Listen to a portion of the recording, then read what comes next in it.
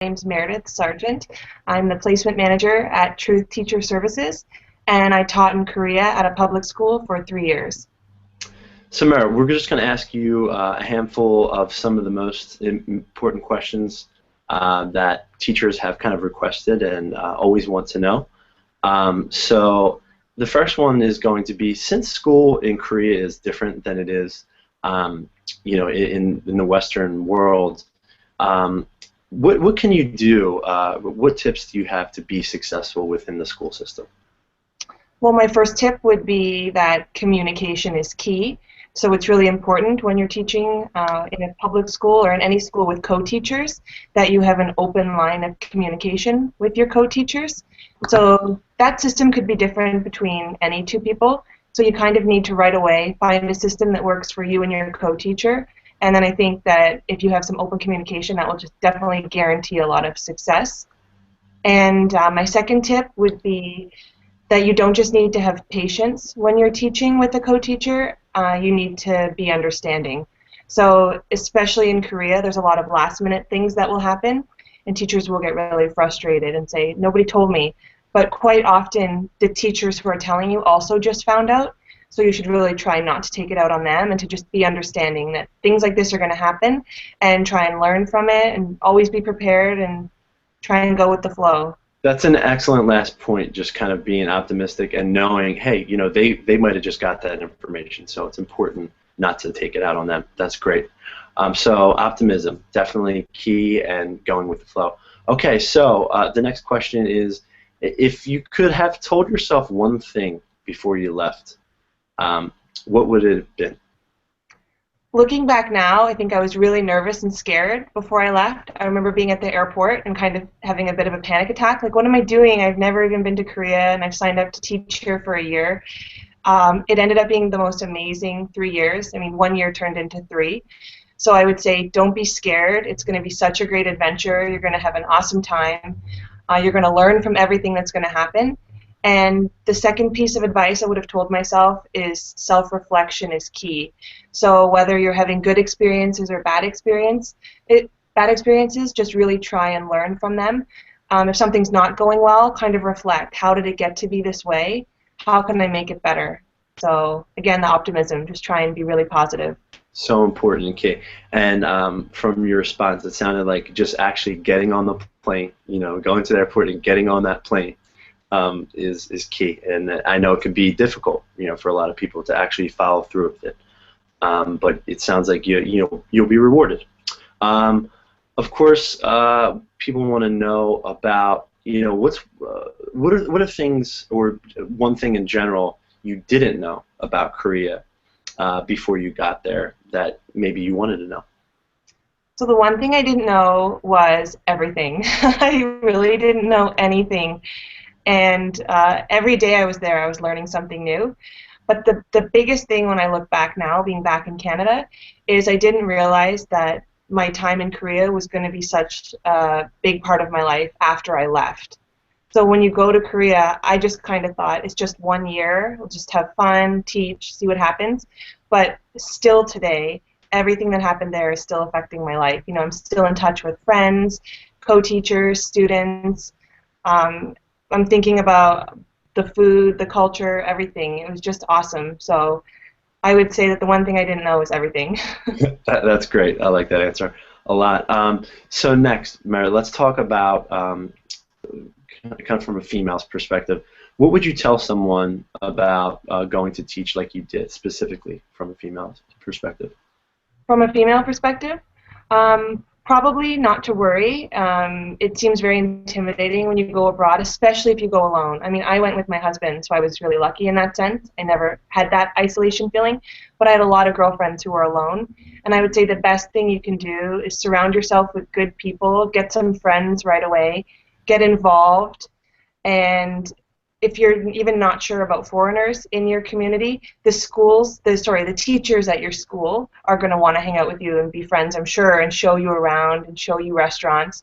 So just be open to meeting new people, trying new things, and I guess the biggest thing too, obviously, is just be smart, make good choices, and it is very safe. And Mary, I was just going to follow up on the safety aspect because I think that ties in nicely.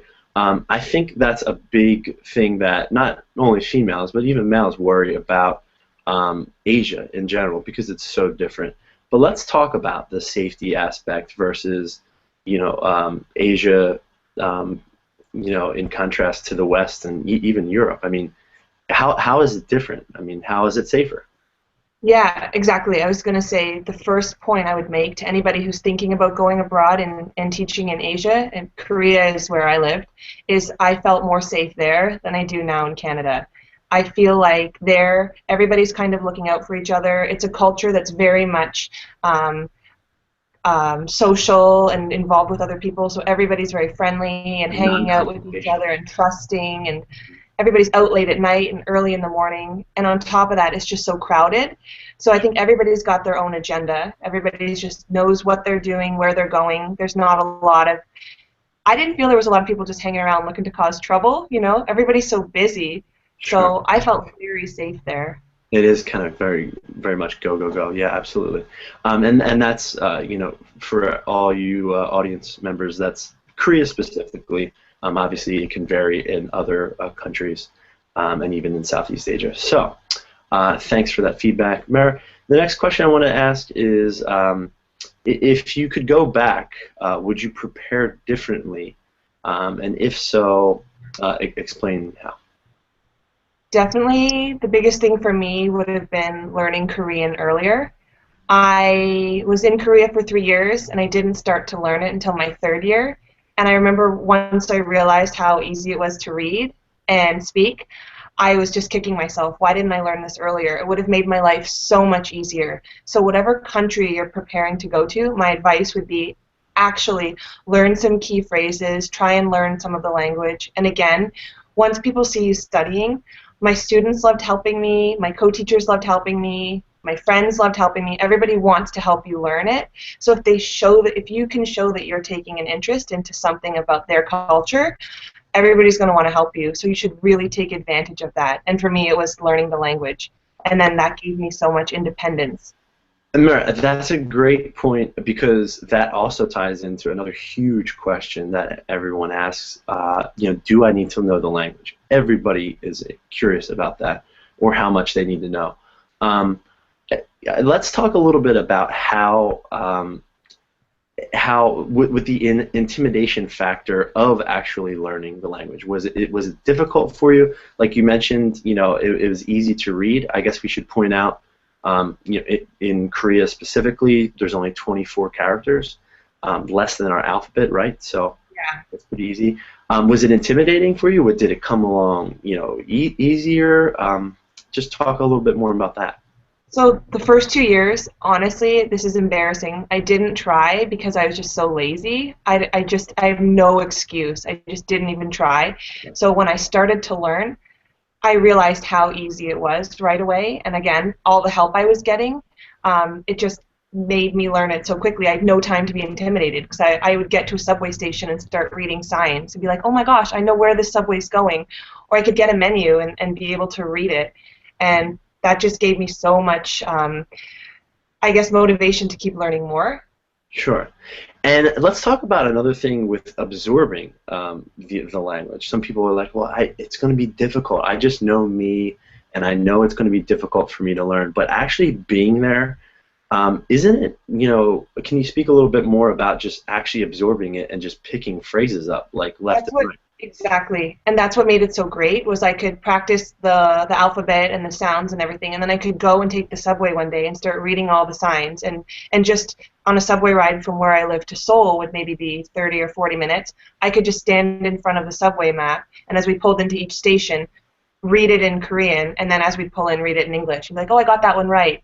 So test yourself. If Exactly. you're out there, or if you're in a taxi, I'd be driving down the street, and I'd be able to start reading the signs on my block, which was really cool because half the time I didn't know what they were. Just little characters, and then oh my gosh, that's a chicken shop. Oh that's a bar. Cool. It's exciting, right? It's so exciting. Yeah. It is. Well, so yeah, that's a good message for all of you listening. That things you pick up the language quickly, especially words and phrases used very often.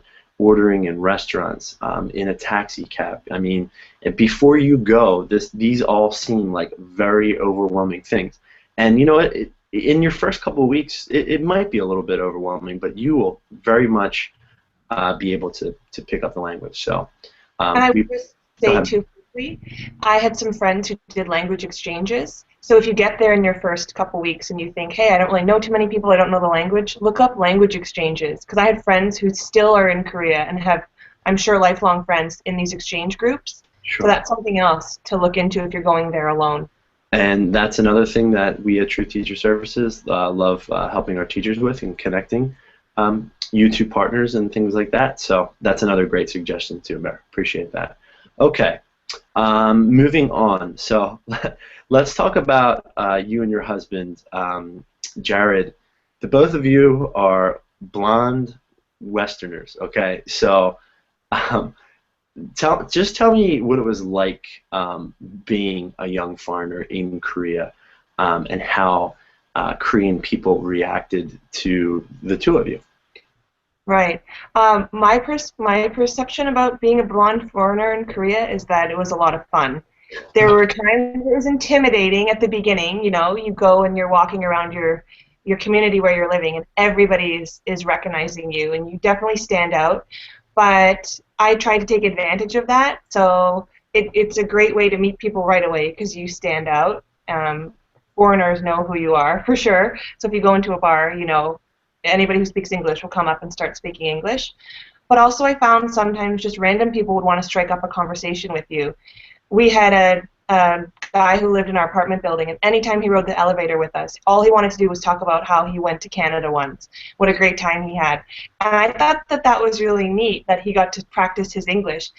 And I try to put myself in that perception, in that role now when I'm back home in Canada. Sometimes I'll see people speaking Korean, and I'll want to go up to them and be like, "I lived in Korea. I had a great time." So I think being a foreigner was really fun. It was exciting. I enjoyed it. There are moments maybe where you want to just go for a walk and not stand out, but it is what it is. Mary, let's talk about those moments maybe for some people who are not used to that kind of celebrity status attention, I guess, in the beginning. And, Koreans or, even Chinese or anybody looking at, like, kind of staring at you because you look so different. Can you talk about that? Because I feel like some foreigners might take that the wrong way in the beginning and say, what's wrong with me? What did I do? Um, did you experience that at all, or did you I feel that way did. at all? When you bring that up, yeah, I do remember sometimes for sure having moments on the subway where I was like, that's so rude. Why are they just staring at me, you know? And I would just want to start staring back at them to show them this is really uncomfortable. But it's one of those moments where I think I would go back to earlier in our conversation today. Sure. You're in Korea, you're in another country, it's an experience. Maybe it's not a good one. How can you change it in that situation? I don't really know. Maybe you can just look at them and smile, like, hi, yes, I'm a person, just riding the subway, just like you. Yeah. Because Um, 9 times out of 10, I would say, Mary, tell me if you agree, that they genuinely are just interested. They are not looking at That's what it you. is. Yeah, And that's why my advice, definitely don't get angry. You know, sure. they're not, you will get stared at, and they're not trying to be rude. Sure. Maybe they haven't seen a foreigner in a while. Maybe they don't know when the next foreigner is going to be on their subway car, so they just want to take it all in. Um, and that just comes from, I think, them even being young. Like, I had students who would take my hair and rip it out and want to keep pieces of my hair. So I look at these people on the subway and I think, it's just like my students in 10 years, you know? Yeah, Maybe they want some of my hair too. of course. Hey, talk about a souvenir for for life. That's great. Okay, Mary, let's kind of just transition into the last two questions. What was a surprise about the culture when you got there? Can you think of any surprises like, wow, this is just so different, or this is weird or strange, or anything come to mind? For me, one would definitely be the food. I mean, Korean food is so different from Western food. Just what they have for breakfast. When I would tell my co-teachers, oh, I had, yogurt and a banana for breakfast. What did you have? You know, they had soup and rice and meat and kimchi. I'm just thinking that must take so long to make every morning. Sure. So the food was one thing, and the spiciness of the food. I kind of got used to it towards the end, but it was something that definitely surprised me how spicy the food is. Sure. And another thing would be just how welcoming the Koreans were, I found. Like once you get to know a Korean, they'll do anything for you. They'll give you the shirt off their back. They'll give you their umbrella if it's raining. So that really surprised me. I guess I just thought I'm just going to be here for a year and it won't really matter, but I still have Korean friends who I talk to and co-teachers, like I said. So that surprised me. I didn't think I would feel like such a part of, I guess, a community while I was there. It's amazing to hear. Mara, I think it's a good point to also just go back a little bit. You mentioned the food. I would like to personally point out when you go to a country, Korea specifically, that's so different from your own, is the diet. I mean, obviously you have to realize and you have to be open to eating different food. But I will say, and tell me, it would be great to hear your experience. When I first arrived, I was really shocked and kind of nervous with the food because it just looked so different. But honestly, after a week, it just clicks, and you're like, this is like you were saying, it's so fresh. It's prepared so well, very lean, very little fat, just great vegetables. It's just a really great diet, and there's a lot of spicy food, but then there's a lot of food that's not spicy, so you don't For sure, have for to, sure. right? But of course, you should point out that there is a lot of spicy food. Did you have a similar experience when you first arrived with your husband? Did you Yeah. both feel like, wow, I mean, this is different in a good or a bad way? Or You know what? It's all coming back to me now because it's been, I'd say, exactly 4 years since we stepped off the plane in Korea for the first time. yeah, And we stayed at a hotel because our apartment wasn't ready, and there was a breakfast buffet. And I'm still in shock. Like, I'm going to Korea, and I see this breakfast buffet, and I don't know what half the things are. So, for you, if it only lasted a week, that's pretty good. I have to be honest to everybody who's watching this. My food shock probably lasted a month or two where I was like, I'm not eating that. This is too weird. But once I was like, this is my life. I really have to try and embrace this. And I started trying new things. My co-teacher would say to me after 2 or 3 months, she'd see me eating something at lunch and say, when you first came here, you wouldn't even touch that. And I'm like, now I want more. So, yeah, it definitely, the more you try it and the more open you are, it definitely the more you're going to enjoy it and get used to it. And again, the Koreans are going to be so happy to see you eating and enjoying their food. Like, I feel like they're very proud of their food. They love it. So there's nothing better than for them to see you wanting seconds of something. absolutely.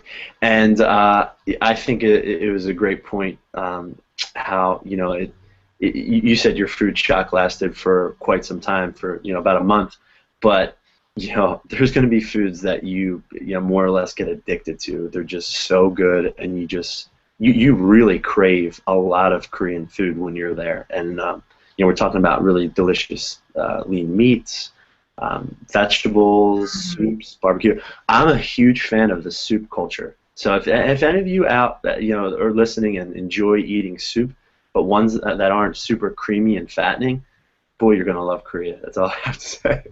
That would be, yeah, if you asked me what I missed right now, it would be the food. It's crazy. I miss the food so much. Same, same.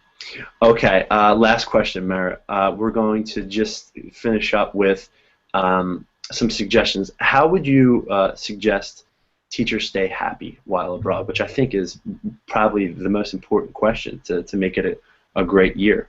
So how would you stay happy while abroad? And what are some things that you guys did? So I know that everybody's different. Right away, I want to say that. But for me, what ended up making me really happy was getting out of my apartment and going and doing things. So going on trips and exploring around Korea, taking advantage of vacations, going to other countries, and on weekends getting out, joining sports, joining gyms, meeting up with friends. My co-teacher had us over for dinner many times, so going out, just for me, it was just getting out. I really wanted to make the most of each year, because each year I was there, I didn't know how much longer I'd be there for. And it's crazy when you leave.